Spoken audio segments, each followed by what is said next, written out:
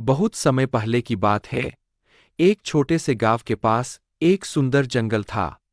उस जंगल में तरह तरह के पक्षी और जानवर रहते थे। उन्हीं पक्षियों में एक अनोखा तोता भी रहता था, जिसका नाम चिरकू था। चिरकू को लोग सौभाग्यशाली तोता के नाम से जानते थे, क्योंकि जहां भी वह जाता, वहां कोई न कोई चमत्कार हो जाता या किसी की किस्मत बदल जाती।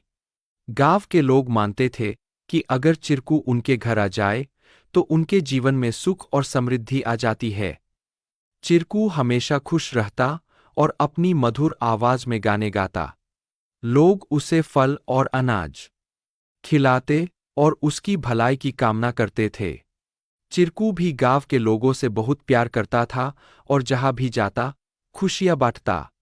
एक दिन गांव में एक गरीब किसान, जिसका नाम रघु था, बहुत परेशान था। उसकी फसलें बर्बाद हो गई थीं और उसके पास खाने को भी कुछ नहीं था। वह दिन-रात मेहनत करता, लेकिन किस्मत उसका साथ नहीं दे रही थी। एक दिन रघु ने गांव के लोगों से चिरकू के बारे में सुना और सोचा कि शायद यह सौभाग्यशाली तोता उसकी भी मदद कर सकता है। रघु ने तय किया कि वह चिरकू से मिलकर अपनी किस्मत बदलने की विनती करेगा। अगले दिन वह जंगल की ओर चल पड़ा और चिरकू को खोजने लगा। बहुत ढूंढने के बाद उसे चिरकू एक पेड़ की डाल पर बैठे हुए मिला। रघु ने बड़े ही आदर के साथ कहा। चिरकू ने रघु की बातें ध्यान से सुनी और उसकी आंखों में दया उमड़ आई। चिरकू ने अपनी चोंच में एक छोटी सी चमकती हुई पत्ती उठाई और रघु को देते हुए कहा, यह जादुई पत्ती है। इसे अपनी जेब में रख लो और जब तुम अपने खेत में काम करने जाओ तो यह पत्ती तुम्हारी किस्मत बदल देगी। रघु ने धन्यवाद कहा और वह पत्ती लेकर अपने घर लौट आया। अगले दिन वह अपने खेत में काम करने के लिए गया। जैसे ही उसने खेत में जुताई शुरू की, अचानक से बारिश होने लगी। उसकी सूखी जमीन हरी भरी हो गई और थोड़े ही समय में उसकी फसलें लहलहा उठीं। रघु की मेहनत सफल हुई और उसकी किस्मत सच में बदल गई। अब रघु के पास भरपूर अनाज था और वह फिर से खुशहाल जीवन जीने लगा।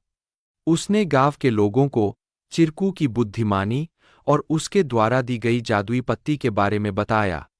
सभी लोग चिरकू की प्रशंसा करने लगे और उसे और भी अधिक प्यार देने लगे। लेकिन चिरकू ने रघु को एक बात कही थी।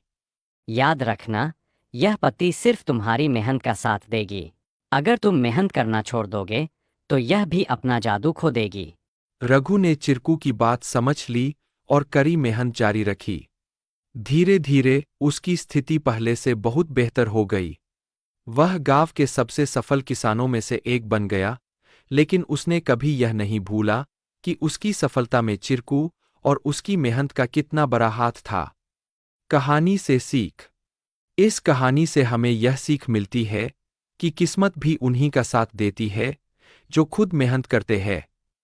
सौभाग्य और अवसर तभी काम आते हैं जब हम अपने प्रयासों से उन्हें सही दिशा देते हैं।